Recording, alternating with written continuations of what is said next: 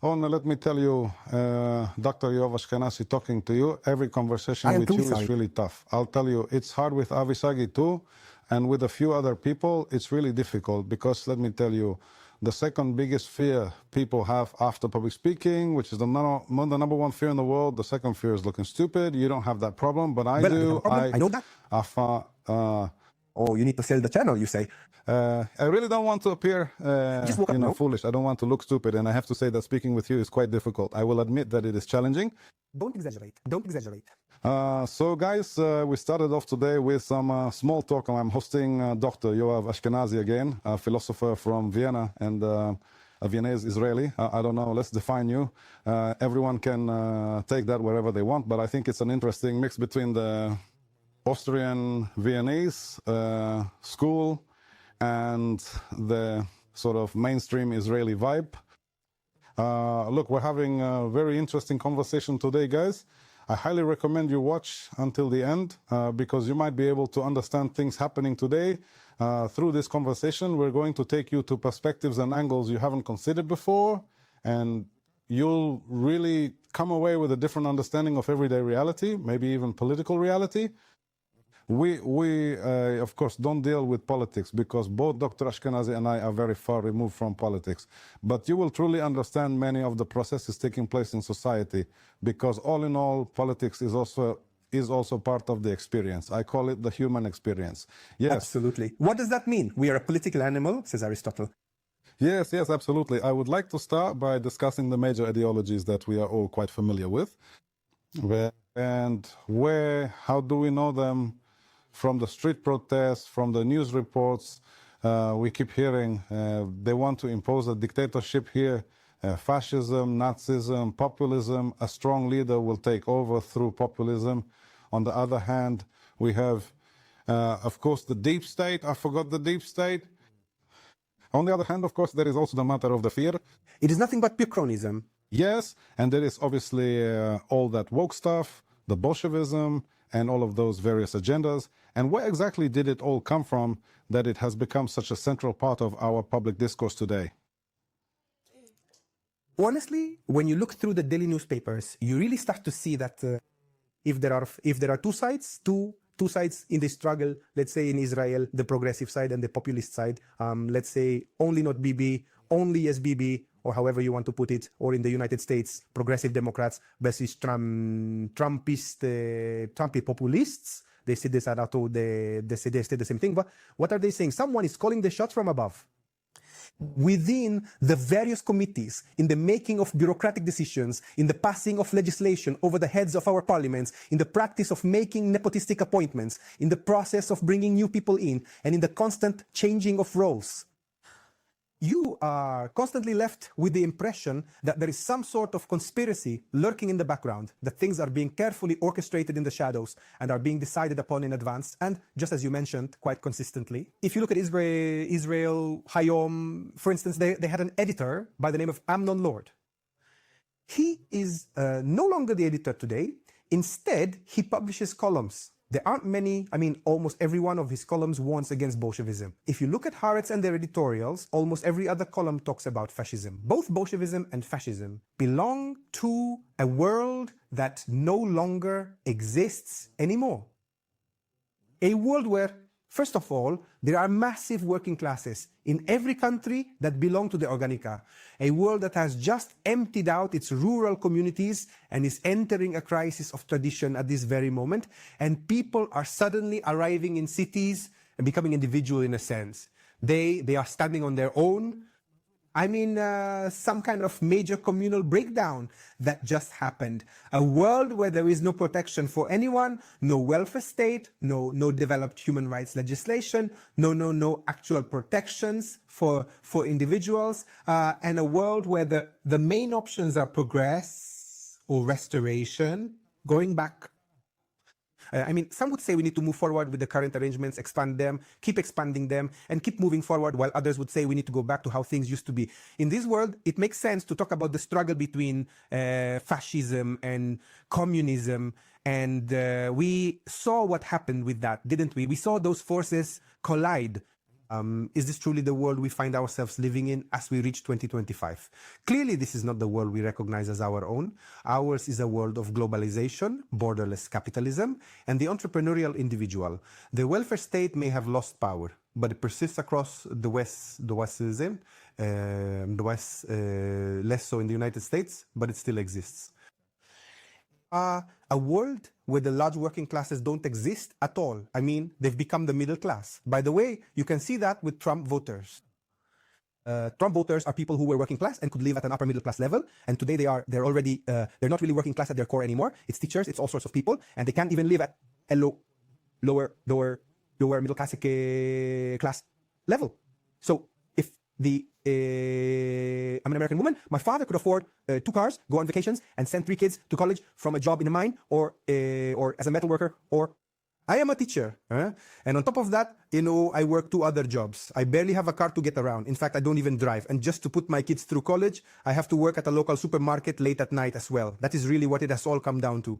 And there is no class consciousness either. There's no I have such to thing. say it doesn't exist today.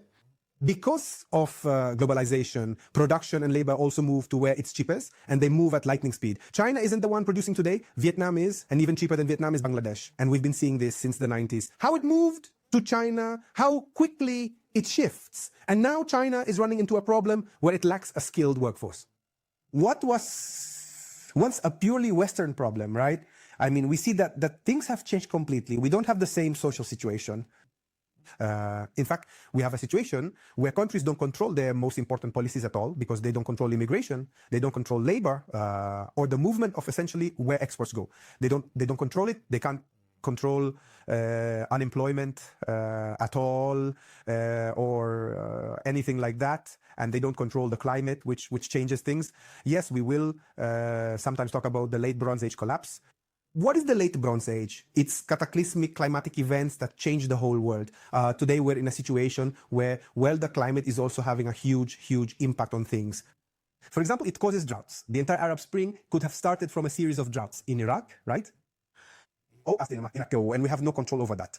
And the fourth thing, and the most significant, maybe not, but no less so, is the flow of information. You have no control over any flow of information. There is no single source of information.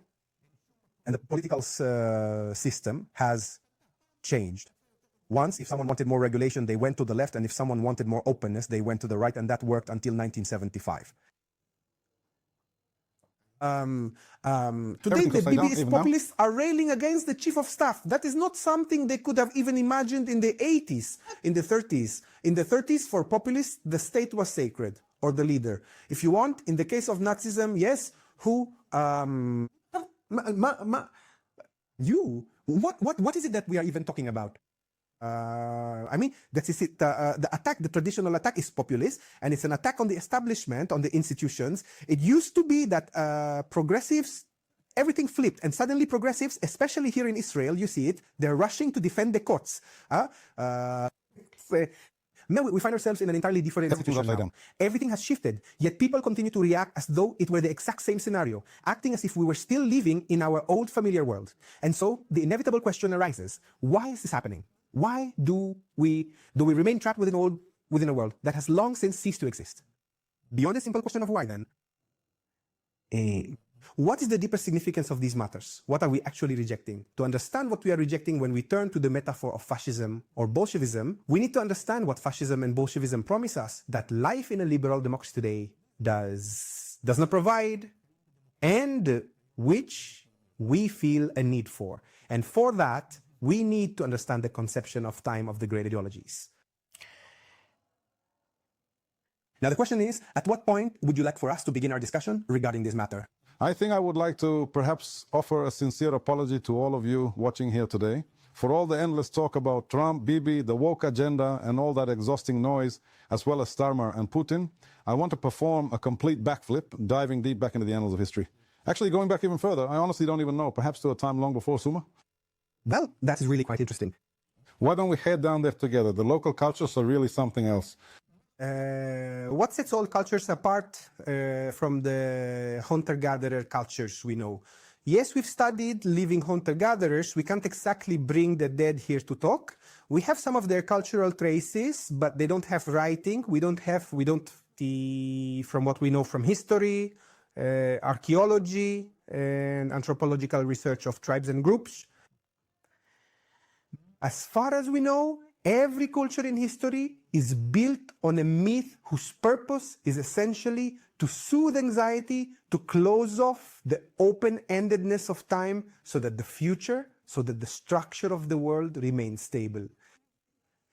If you find yourself desiring something truly objective, or perhaps something absolute and forever unchanging, a stable structure in a world beyond our own that mysteriously provides our world with its fundamental order. Now, since somehow we're trying to grasp the openness of reality and what Professor Shlomo Naat told us today, he said, I fear the moment will say, wow, we stood here yesterday, we could stand in the hall and talk. Look at the good life we had. And if to put it another way, this profound and terrible anxiety regarding the nature of chance and pure randomness, how exactly are we to contain it? The traditional human approach, right up until the dawn of the modern era, was singular, and it remained consistently the same throughout history. We are currently crafting a story about an invisible world from beyond, the very place from which all of these extraordinary abilities originally came. Yes, that is absolutely true. But tell me, why is it that we are known as the Otter tribe? Because the great celestial otter came down to us and taught our people how to swim. Why is it that we continue to hunt in this specific way? Because the masters of the fishing spear brought the spear and taught us. Why do we use the sweat lodge and these plants to commune with our ancestors? Because the first woman descended with the bundle of primordial plants. I'm intentionally mixing meats here from Native Americans, Aborigines, and all sorts of places. Because it doesn't really matter. Why does lightning burn the field? Because it is a ritual. Why do we break the neck of a heifer and pour its blood into a perennial stream? Because that is simply how God commanded to purify the community from the blood of a person found lying dead in the field. Across all worlds and within every conceptual framework, be it the Paleolithic era of the hunter-gatherer societies or those intermediate cultures, such as the people of Israel, who existed as semi-nomadic and semi-sedentary groups, and indeed all of those various ancient tribes. Whether we consider the great imperial civilizations or those that emerged in the wake of the late Bronze Age collapse. In all of them, ultimately, God created the heavens and the earth, performed such and such deeds, established the laws, and now we conduct ourselves according to these laws and nothing else. There is a truly stable and enduring element in the past. There was a singular moment that exists entirely outside the boundaries of time, far beyond human consciousness, where truly significant events transpired, and we can recreate it through the power of ritual. We can connect to it, but we can't change anything. And in the ritual connection, we also unite the tribe. And we've talked about this before. But what's important is that from now on, the entire plan for the future is provided, and all the concepts are cyclical. Yes, these are cyclical holidays. Let's take the Greeks now, for example. Demeter is abducted to Hades' underworld in fall, bringing winter, then spring, when life blooms and nature returns. Or consider Dionysus or Tammuz. There's a ton... If you go to our region, the whole Ugarit story about Baal and Anat, it's the struggle of theirs against Mot, and it's what exactly is the scroll? And it's furthermore, related what to is the significance of the scroll of Esther? This is essentially an adaptation of a portion of the struggle between the malevolent Ahriman and the benevolent gods Marduk and Ishtar, who managed to reorganize the celestial pleroma and defeat the forces of evil. Wouldn't you agree? It seems that all the concepts we are familiar with are, in the final analysis, entirely cyclical. They are built on the cycles of the seasons, and they assume that nothing new can come into the world. If something new is created, it is immediately internalized. Our ancestors already did that. Yes, that exists quite a bit in the Talmud. Right, that's the Talmudic method for doing something no one has ever heard of. You just say, oh, there were others who did that? Sure. Let's look at our perception of time. Beyond the cyclical, we have a frozen, absolute, mythical past. We have a present and a future that are necessarily determined by this past. In essence, there is no present and no future. If you will, everything is contained within the past. When do these things actually undergo significant change? Differing views emerged between 1200 and 800 BCE. All of a sudden, people are talking about a God who is supposed to be entirely good. I mean, not those complex gods, right? In the Greek world, you have to be a bit careful with Aphrodite, a bit careful with Diana. No, not Diana, Athena. Diana is already Roman. Move when Zeus is heading this way. Move when Hera is coming this way. You have to walk between the rocks. It's very complicated with the Samaritans as well. Exactly the same. The Sumerians, it was less complex for them. The Sumerians, it was more complex. They had hundreds of gods. The Akkadians are more Semitic. Semites, let me tell you, the moment they arrive, bam, order follows. Order, hierarchy, and history. They absolutely adore it. Then the Akkadians arrive, the Papanise, and just like that, they slash the pantheon down to a mere 30 deities. The rest are cast aside, leaving only 30 primary ones. And throughout all these perceptions, it is fascinating to note that the gods possess complex, deeply human-like personalities. Oh, they can do good and they can do bad. They only act for their own interests. They don't. They truly don't. They act in their own self-interest by nature. They aren't acting. They have no particular interest in Alex's well-being. Yeah? Alex needs to adapt to them, not to. In point of fact, we are all serving this for the massive towering pyramid structure, which, if you were to analyze it, includes the gods positioned at the very pinnacle, but also a king as well, and of course In Egypt, they were literally gods. Yes, that is right. The EE early kingdom, I think. They were literally gods. The PH pharaohs, either servants of gods, or relatives of gods, or conduits, or whatever you want. In Babylon too, they probably were. There was a widespread perception of the priest or the king, or the priests as being divine beings, you know. The moment you start thinking that God or the world beyond is good and absolute, Plato poses this absolute ideal world. The prophets, suddenly God is beyond everything. Essentially, a split is created between this world and the next, and ethics stops being directed solely toward prosperity, security, and success in this world. It begins to be an ethics of renouncing this world. And the pinnacle of this is Christianity. What does Jesus say? It is far easier for a camel to pass through the eye of a needle than it is for a rich man to enter the kingdom of God. Bring me the tax collectors, bring me the horse, bring them all to me. And you who think you are God's chosen, you are merely the chosen of this world. You are the very embodiment of all that is evil. Actually, those here are miserable, cast aside, pathetic. It's this ethics of renunciation. You recognize it in Plato too. Yes, you need to be oriented with your eyes toward the other world. Stoicism brings this to perfection. And it's not just by chance that Christianity and Stoicism overlap in the Roman Empire and the Rome and only in the Middle Ages. It's this inner existence. Yes, I am creating an inner existence or a solidary communal existence, like the essence, for example. Why do they run away? Because everything seems like impurity to them. Everything seems, the ancient concept of impurity is that it tries to consume you from every direction. You can only push it back a little. Now, it is but a short step from the Pharisaic concept of impurity to the Essene concept of impurity. Everything is already impure, and everything outside the community is impure. Not only that, within the Essene community, there are two classes. Yes, those who have passed and those who have not. Those who have not converted are not a part of this. It recalls the traditions of 17th century American Protestant communities. Who is permitted to eat the bread? What is the meaning of Holy Communion? Only members with the Holy Spirit revelation eat quietly at a simple table.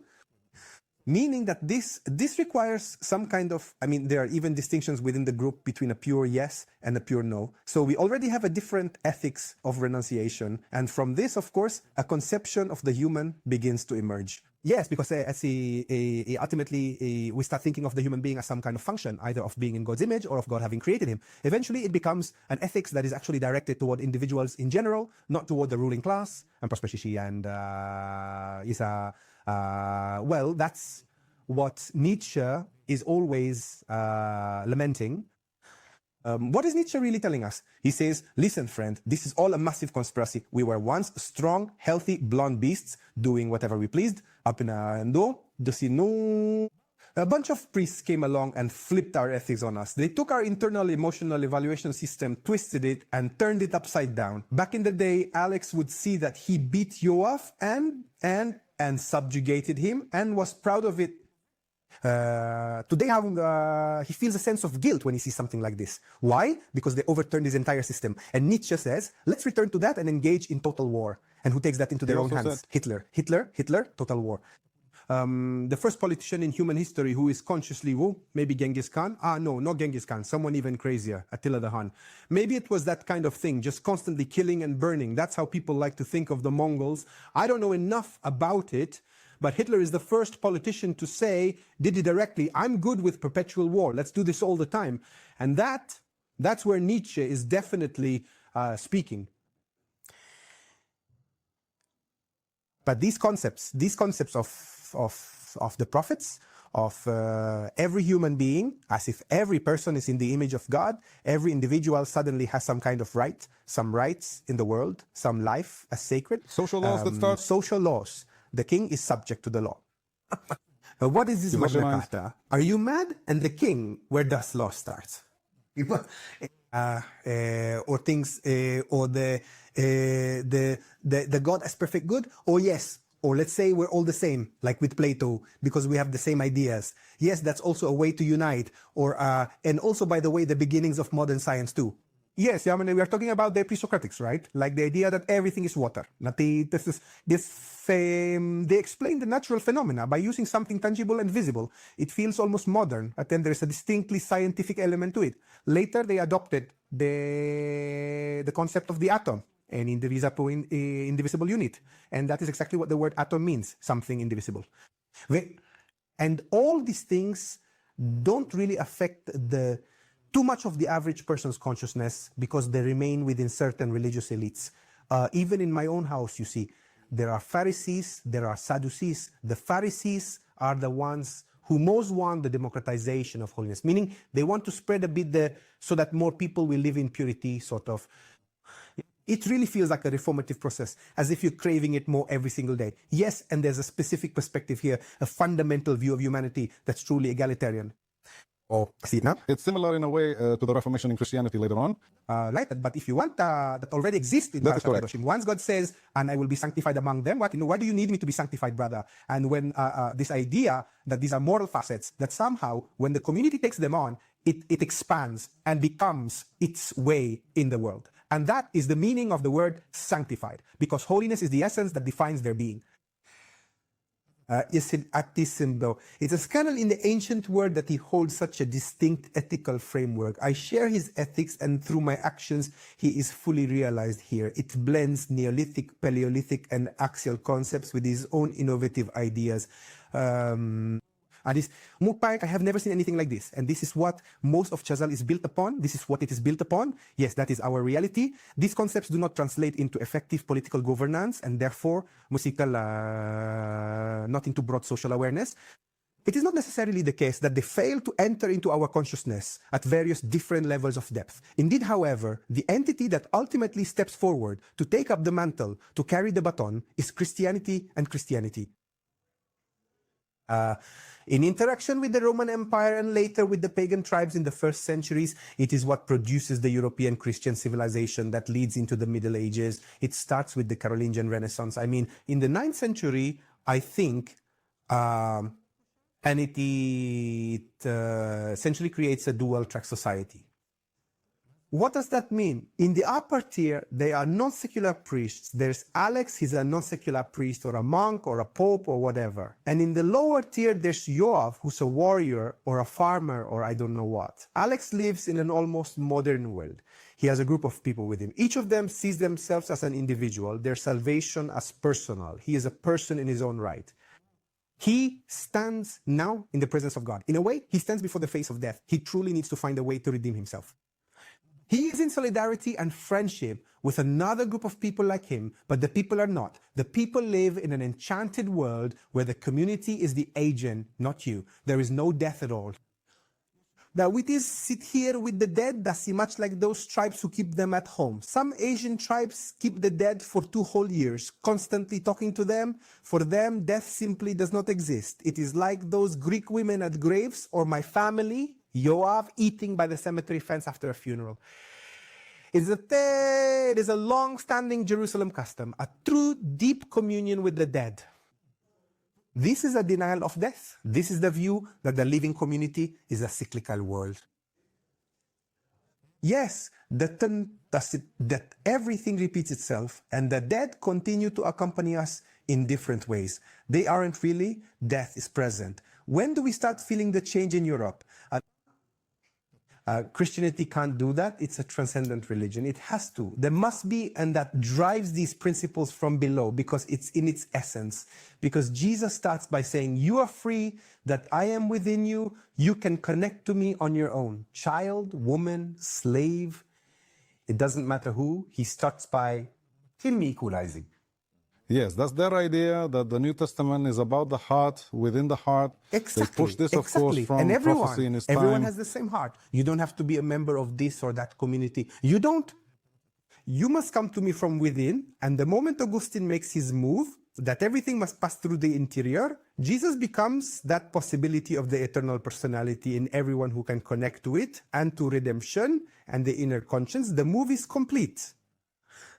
And that is exactly it. Now, all of a sudden, you begin to see some learned Carolingian scholar residing at the court of Charlemagne proposing, why shouldn't every single person confess their sins once a year? Oh, but what does it actually mean for everyone to have to confess once a year? Wait, what? Is Alex an agent? Is he being redeemed on his own? Is there even any redemption here at all? It's a cyclical existence. Yes, where spirits are with us, and in the spring we hold orgies, and in the summer, and in the summer, at the end of the summer, we mourn Tammuz, and in the winter we perform rain and fertility rituals, and when the wheat comes out, the stalks are harvested, and we beat the wheat, the borders of the village, so the demons won't. That's life.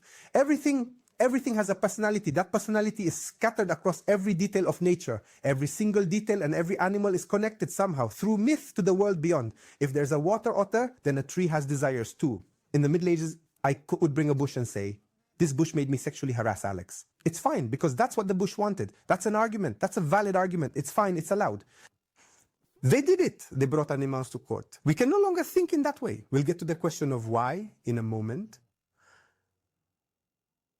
So in the Middle Ages, the Carolingians suddenly start. Suddenly, this Carolingian intellectual starts saying, wait, everyone needs to confess, meaning everyone for their own soul. You're already starting to see Christianity pushing out paganism. It can't handle that old sense of community and that cyclical nature. By the 11th century, you start seeing skulls in paintings. Suddenly, there is death. To start with, you see the individualism embodied in the Augustinian inward movement, in the Jesuit message, and before that, in the Jewish concept of the Zelem. You see it gradually pushing its way to the center. In the 12th century, yes, it already becomes so strong that one is forced to create a synthesis between the cyclical, circular Greek world, the natural, the cosmic nature, and God. And you see people suddenly shifting. Suddenly you see monasteries emerging in Christianity that want to live like Jesus. Franciscans and Dominicans living by the text, right? What does it mean to live daily life like Jesus in a simple way? The discipline of daily life and text. We know these two principles from somewhere. Luther, in the 14th century, a very important shift occurred where nature and God were finally separated. Indeed, William of Ockham says that nature is what we discover through observation, which we can then formulate mathematically, expressing regularities as laws. And we have no way of knowing anything about nature a priori because it is contingent and God can change it at any time. God created it definitively. God takes his place, and slowly we begin to move toward the world that you, I, and all of us live in. A world of nuclear families, a world of individuals operating within systems. A world of what is coming next is what we will create. A world that is becoming far more urban than it is rural. A world where we all somehow find our way. We assume the good is absolute, regardless of calling it God. We've cast it out of the system. It's gone, and all enchanted divine powers have vanished from the world. He created and departed. We can find evidence for the existence of God by looking at the nature of things, but he is no longer here, and the world is increasingly becoming a framework explained solely from within. This is the immanent framework governed by internal laws. And we are becoming a self-contained individual. We are the singular source of all human emotion and morality. Do you recall when those feelings were scattered aimlessly? We remain the only authentic source of moral judgment. Everything must pass through our prism, yet we are objects in the world, detached from other things, even though they can still affect us causally. But then again, you can't claim this plant or potion made you fall in love, or... What does that say about the perception of time? That is good. Slowly, we are starting to come to a deeper understanding, or perhaps the modern Christian world is finally beginning to grasp the reality that the past is not merely some frozen, static, or purely mythical past. That the past itself is a subject of study, and it changes and its meaning shifts. It does not determine the present, and it does not determine the future. What determines the future is what we do in the present. This narrative first emerges with full force around the mid-18th century, coinciding with the rise of the progress narrative. Note, the progress narrative claims divine power bestowed upon us all necessary tools, including instrumental reason and free will. We are fundamentally destined to reshape this world to make it far more just, and the ultimate goal is building peaceful, safe, and prosperous society, in this sense, safe and prosperous communities where individuals can realize their freedoms. All of this rests on the Hobbesian idea, or rather, that the state and society are something artificial and external. It is natural for Yoav to evolve into himself by his own power, much like a module, and by his nature, he is endowed with intelligence and freedom. He is already fully aware of possessing this intelligence and this freedom. Consequently, these traits generate natural, neutral interests, and those interests are fundamentally prosperity and security. That's why Yoav and Alex are shaking hands. So Alex will be the one in charge. Or maybe Yoav just prefers that Alex has the power, so there isn't a mess where he can't protect any property or anything at all. Why view humans as economic creatures? Freedom relies on property. Society is artificial. The individual is the source. Let's see. Thus, society's actions are imposed from above, entirely artificial. They don't stem from nature, but are secondary derivatives of our necessary needs. When you take all these things together, they essentially create a perception that is a semi-open-ended view of time. Why? Because progress assumes that in the end, everyone will necessarily reach that perfect point. Yes, Immanuel Kant writes about this in his book on Reason and Society. He suggests there will be a society in which all ends converge. No, there's no more friction, no more violence. Professor Alex and Professor Yoav on the same infinitesimal point, and that's it. I mean, there's nothing. We won't fight over the position anymore. I'm just kidding, but do you get what I'm saying? What is it that actually transpired here? They chose to abandon the weight of the past, yet they effectively paralyzed the future. That is the ultimate deception of these grand ideologies. What's going on? Pay attention. There are very long processes of internalization taking place in which human consciousness is gradually coming to understand its freedom, its capabilities, and its nature. But up there, at the intellectual level, at the conscious level, it takes a long time for things to actually start to embody these realizations. Wait, let me get this straight. So when you say the future is fixed, it's actually like saying, and I happen to know communist ideology quite well, where they tell you that in the end you are bound to reach communism. It's scientific. It's proven to be the inevitable final product of all human progress. You understand? Social progress and social change. In the end, there will be communism. We cannot say for certain what the future holds for us. There are going to be many struggles. There will be much to build. But in the final analysis, you will surely arrive at communism. The true greatness of communism, if it is inevitable, why bother to revolt? What do you really need to do? Nothing at all, Alex. Just sleep. It will come. Do you see what I am getting at? It is a fundamental contradiction inherent within communism itself. That simply cannot be the case. You are absolutely right. And you chose to use the word scientific because we operate under the assumption of a fixed objective world, image. And we proceed from that point forward. In the past, it was the invisible world. But ever since 1750, we have been effectively freezing the future in place for all time. That's what they told us in the Soviet Union, that it's a scientifically proven theory. Exactly. But science is viewed as a field that describes fixed, immutable objects that determine the human being entirely from the outside, with no connection to society or consciousness. Now, it's not just that. It's just so wrong. That is also empirically incorrect. We live here on a planet now in an environment that is the product of many processes by many creatures that complement one another. The bacteria, the prokaryotes, and the endosymbionts that evolved and created the atmosphere that allowed for the plants that interacted with it, which became this and became that. This whole thing isn't just a fixed arrangement of objects that stay the same. Everything is in constant flux, moving together through countless processes, coincidences, randomness, manforms. And forget that. What did the great ideologies do? Take the communists. Time marches on with communism. A friend of mine told me he was driving through Siberia, deep into Siberia, 500 kilometers from any civilization. Suddenly he sees a huge sign. Time marches on with communism. What does that mean? Communism will lead to a perfect state. There will be no more private property. We will all be, yes, that same Kantian utopia. There is no exploitation. And everything is done from above through a general and necessary system imposed upon man. New rules. From now on, I'm not saying Alex, but Qumran and no more.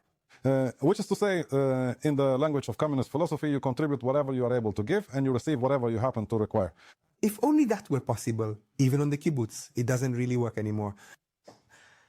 It was the Nazis. By the way, we use communism as an example. Let's move on now.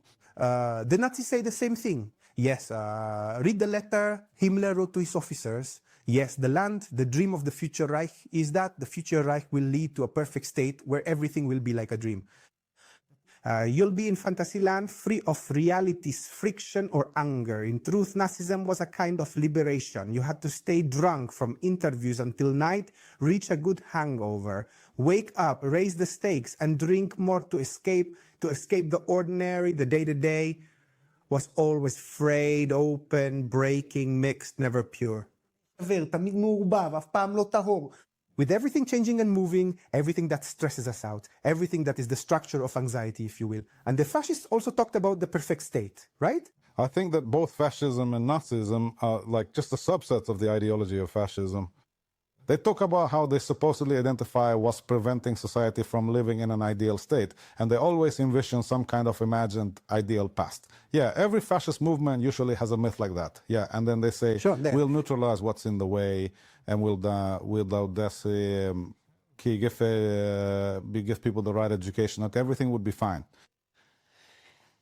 Everything, all the time, there's this feeling that it comes from above. They bring it down, the whole story from above. But what's important to see is that we don't have an open history here. They understand that the past no longer shapes the thing itself, and they need to do the shaping. Right. But they still have a picture of a future, a stable, fixed future beyond any change. They simply moved God into the future in some way.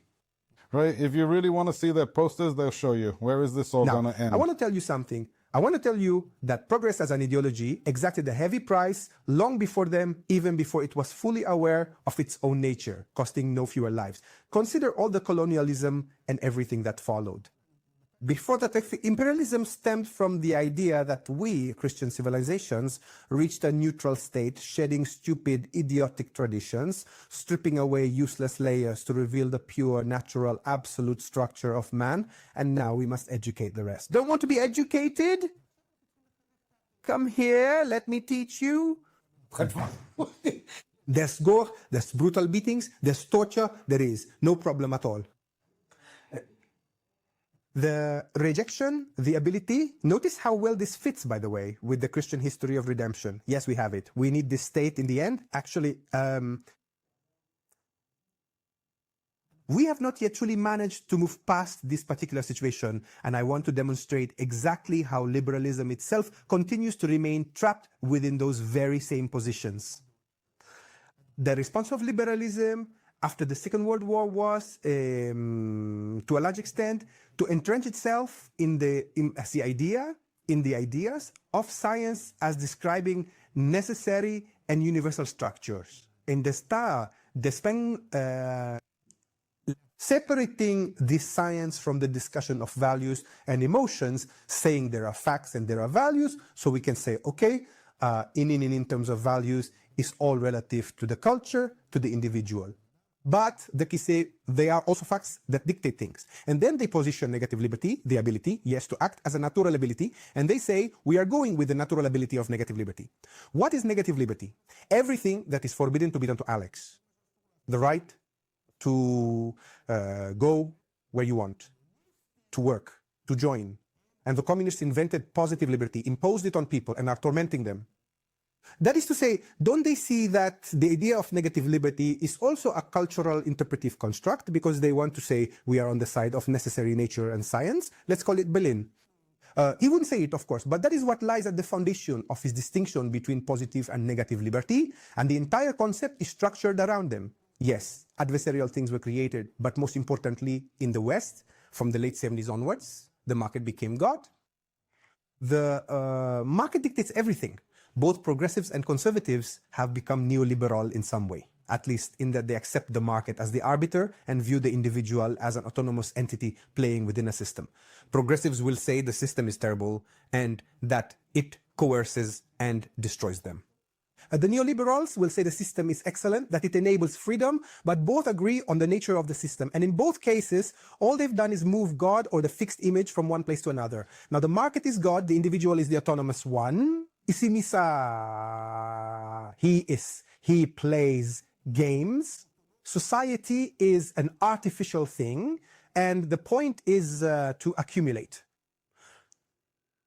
Capitalists accumulate money, the neoliberals. Progressives accumulate moral agendas. Now, anyone who has ever been close to the left, to my regret, I grew up in academia, so I was very much influenced by these ideas. You know that anxiety when some new agenda pops up and you feel like you have to define your stance on it, because if you don't, something's wrong with you. You haven't earned that label. You're not enough of an entrepreneur, not moral enough. Now, the tool that created this alienation is, in fact, the law. We forgot to notice how this perspective completely overlooks the fact that the state is a function of civil society, and not that civil society is a function of the state. In the past, civil society was a function of the state because the state was rooted in another world or some absolute plan. Today, we are supposedly meant to plan the future in the present, and the state should be an expression of our will. That is to say, an expression of society. The state is here but asir but not here. It is not the foundation. Society is the foundation. And then, yes, then the state enters. But we are unable to digest this understanding, and it manifests in the fact that we have simply forgotten the very idea of virtue and what is required. Who is a human being? What does a human being look like? We continue to feel that this entire society is being forced upon us. The state itself is being forced upon us all. And that also fits how the forces operate. Everyone is trying to act, not by saying, Patul, let's say I'm a bibist and you're an anti-bibist, so I'll sit down. I'm not sitting down to talk to you. You're the enemy. What do? I put someone in an office to steer things in my direction and gut everything that needs to be done. What do? The same thing, but through the legal system, trying to legislate over my head. There's no deliberation. There isn't even a meeting of any kind. You don't meet with the person anymore. You only meet them through a set of rules and human rights. The metaphor of universal human rights. Remember, if society comes after the individual, as Hobbes and Locke think, then rights belong to the individual before there is a society. But that, of course, cannot be.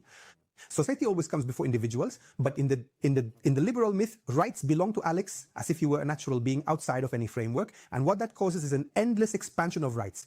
Everything becomes a right, and suddenly everything has rights and more rights and more rights and more rights. What is happening?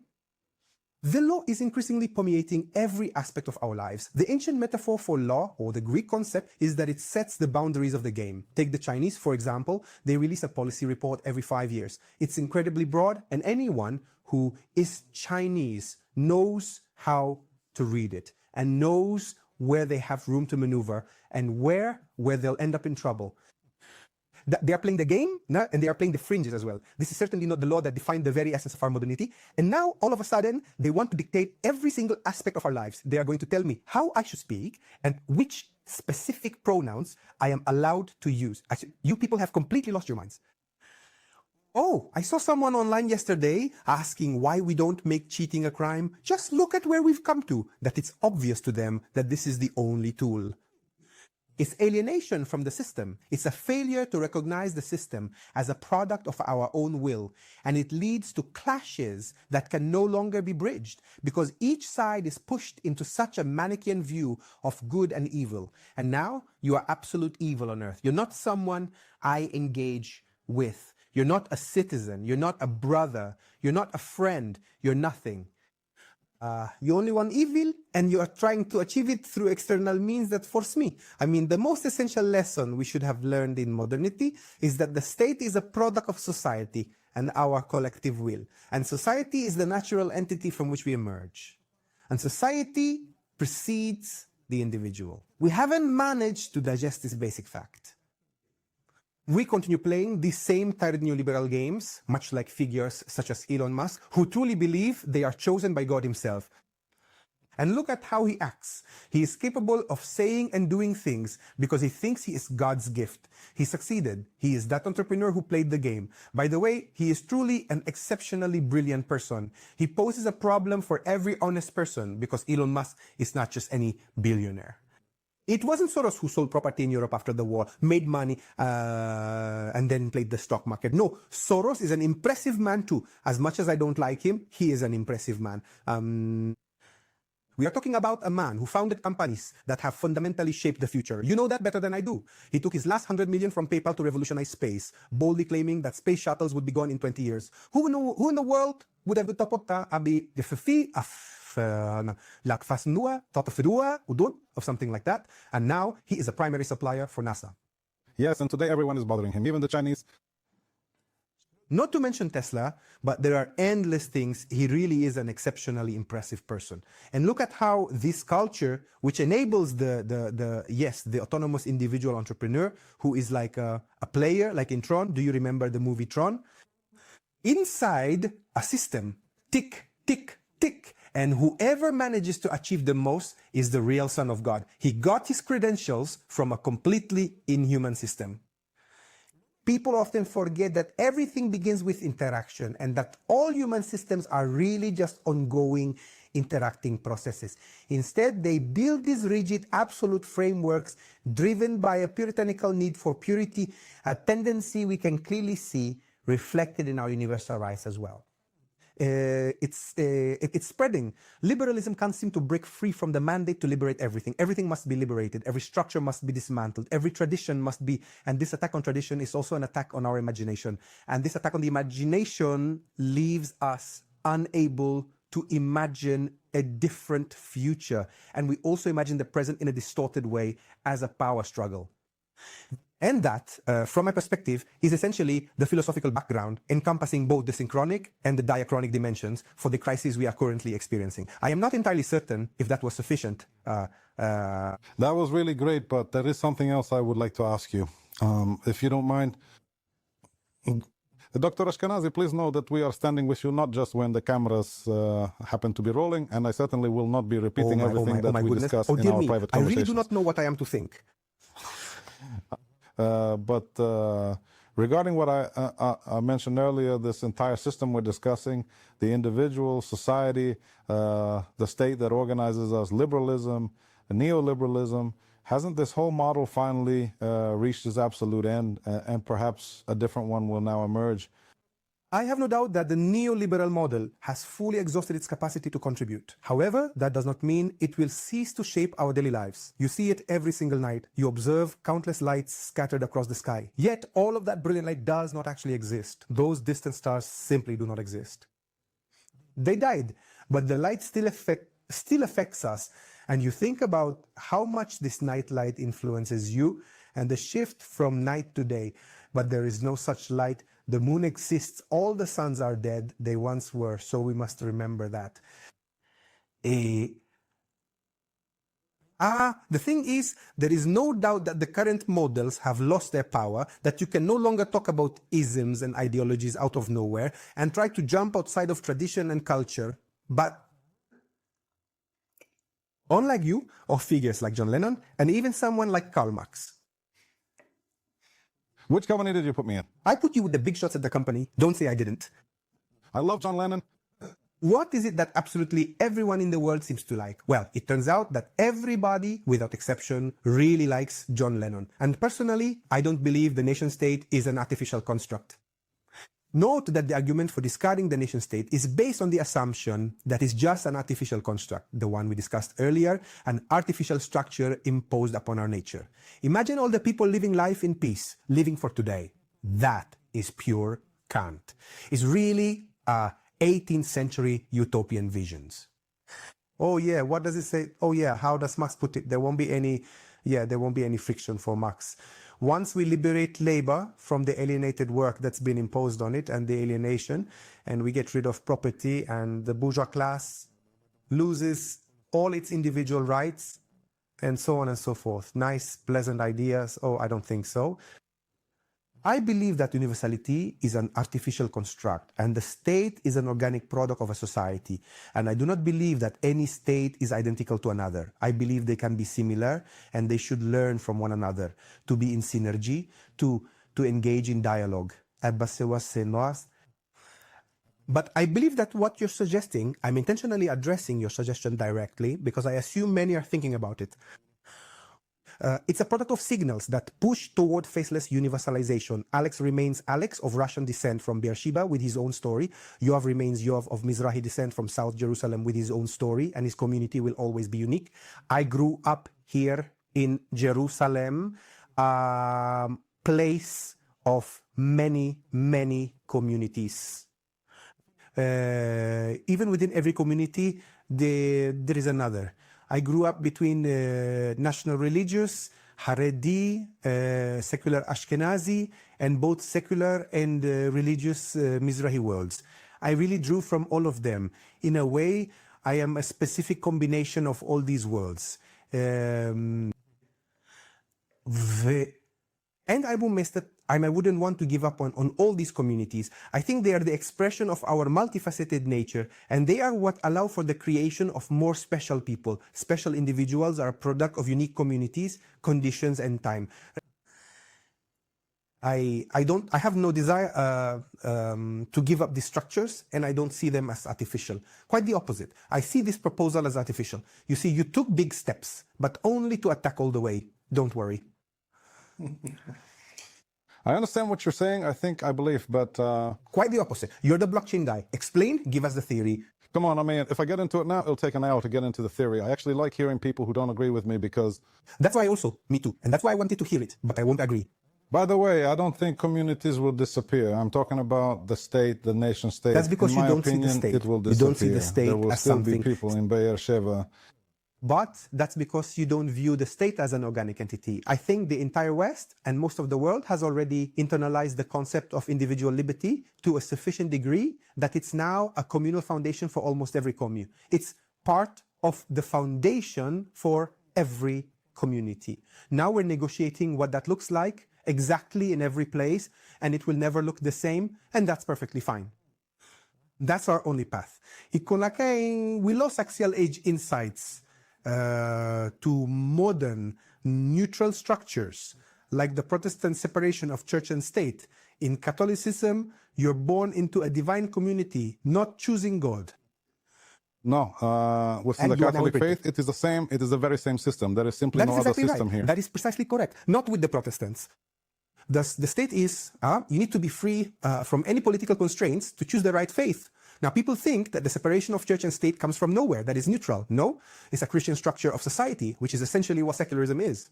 So I believe we have internalized enough, not just as Westerners, but modernity itself has permitted everything for everyone. We have taken all of it in by now, so that these elements can play a truly substantial and meaningful role. Individual liberties within almost every single society that we know. And that is precisely why I am not at all afraid of diversity and pluralism. I believe it is healthy, that it generates so much more, that it generates a greater variety of forms of life, bringing us closer to this deep insight that we create ourselves and so forth. That is in essence the underlying logic behind my perspective. I understand what you mean. Yeah, you're assuming it's something organic, whereas I'm arguing that it's really not. That's what it means to be a person of faith, in my opinion anyway. So go on. I argue the opposite. I say it's really not organic. I also think we're in this process slowly, but it's being undone. Think about nation states, say France or any country, it doesn't matter, Italy.